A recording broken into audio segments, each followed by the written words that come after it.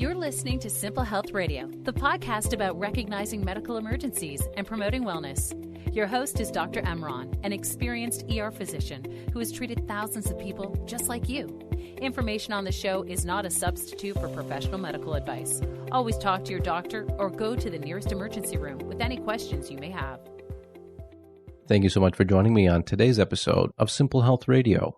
One of our fellow podcasters sent in a question for us to answer. Her name is Terrell Jackson, and she's the host of the Health Science for the Rest of Us podcast. You can visit her website, www.healthscienceforeveryone.com, and follow her on social media. Now let's take a listen to her question. Hi, Dr. Emron.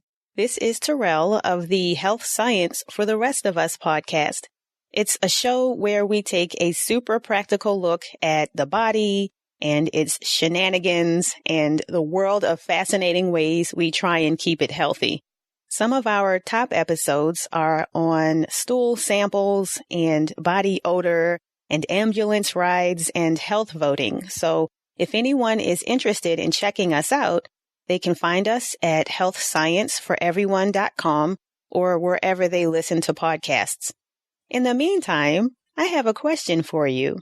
The question is it true that you can start a fire by smoking cigarettes too close to your O2 tank? Thanks so much for all that you do, including taking my wacky question. First, let me thank Terrell for sending in a great question. She has sent us questions before, and we always love to hear from her.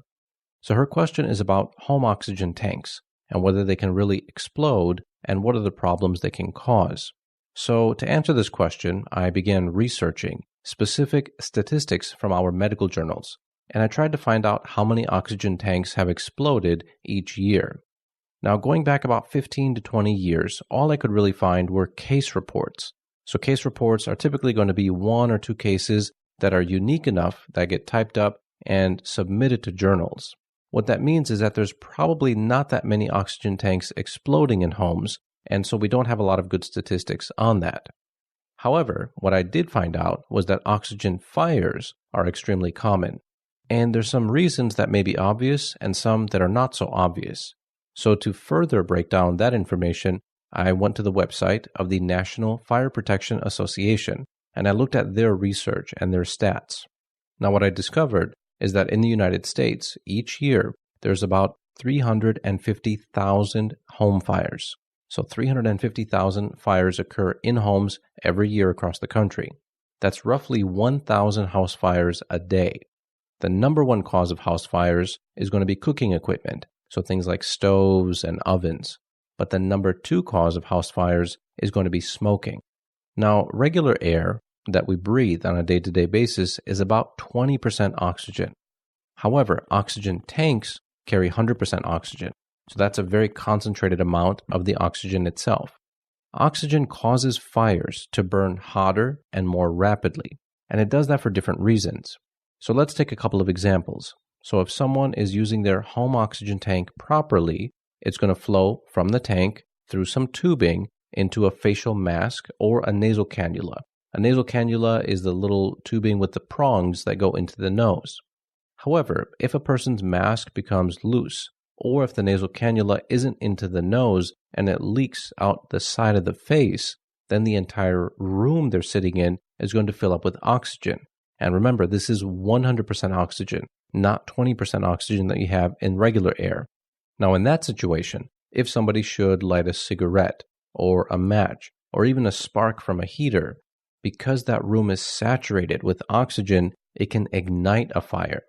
Now, it's interesting, even after you turn the oxygen tank off, there's a large amount of oxygen that lingers around the hair, the skin, and even on clothing. So each year, I was able to find statistics that there are hundreds of ER visits from people who are burned from oxygen even when the tank was off. And oftentimes those people were lighting up a cigarette a few minutes after turning off their oxygen tank. So for example, those people have COPD or emphysema. They know that smoking is bad. They use their oxygen on a day-to-day basis, but they turn it off and then they go to light a cigarette. The problem is that the oxygen is so concentrated around the facial area, just the simple act of lighting a match or igniting the cigarette itself will cause a flash burn. and that can singe or burn off the eyebrows, the lips, and the skin of the face, because that's where the oxygen is going to pool. So oxygen tanks are dangerous. Oh, my eye! My trousers fell down again. That really hurt. Oh, good God. Jamie! I am on the edge of my seat. I just love meeting up with random people and having a good duck. Quack. Stop that. Quack, quack. A whole room dedicated to Nigel Farage.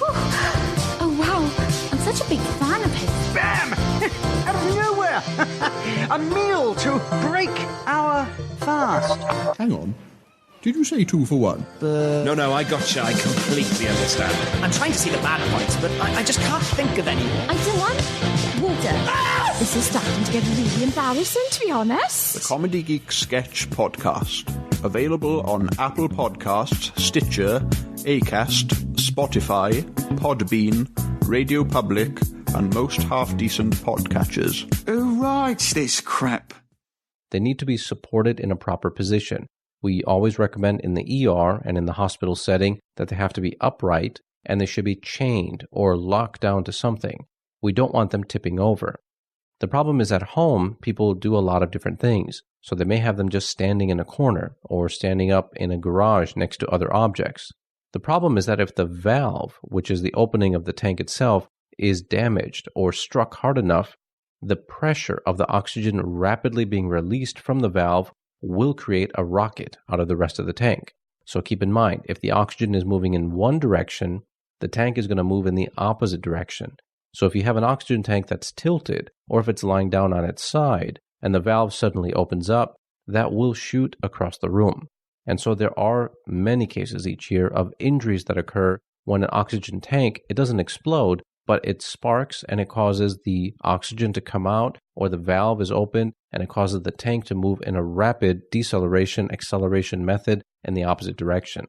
So now if you combine oxygen, or if you have this spark or any type of a cigarette or match in a room where you have an oxygen tank with a valve that's open, that could be the equivalent of an explosion, even if the metal of the tank didn't burst apart.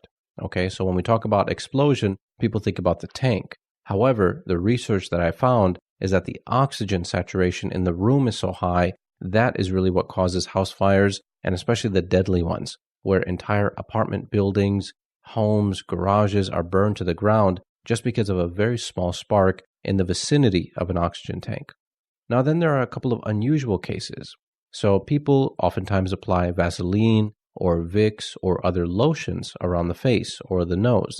The reason is that the oxygen prongs, those nasal cannulas, tend to dry out the nose if you use them continuously. So people use over-the-counter products to soften their face and make it less irritated.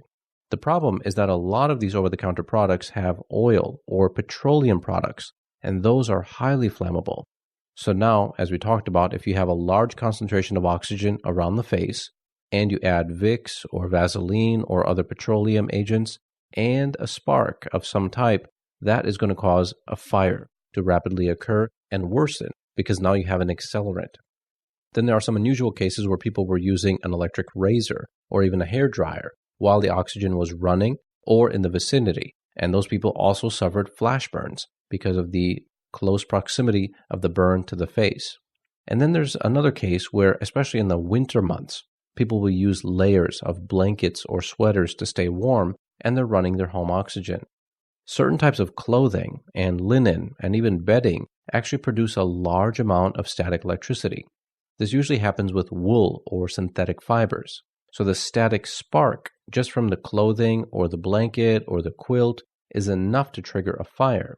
And those cases are very common. So every day, I've been looking through some of the news reports over the past year. I saw dozens of cases where house fires occurred when people were sleeping and the oxygen was on. No smoking was involved. It wasn't from a cigar or a cigarette. It was just from the static of the fibers or the wool that triggered that. But because they were sleeping, those people died in their beds, unfortunately.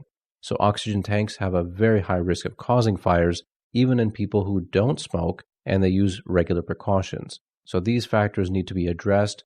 Doctors and the home medical care equipment suppliers need to make people aware of that. You have to reduce any type of spark if you're going to be using home oxygen.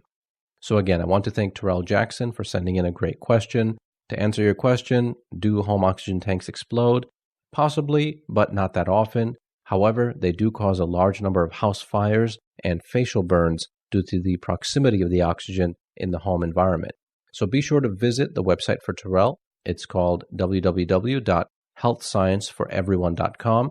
It's part of the Health Science for Everyone blog and their podcast, and you can listen to some of their recent episodes.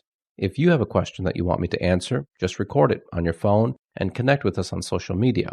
We'll make a whole episode just about your question, and you can visit our website, www.simplehealthradio.com. We hope you enjoyed this week's episode. Visit simplehealthradio.com to read the blog, follow links mentioned on this episode, and easily share content with your family and friends.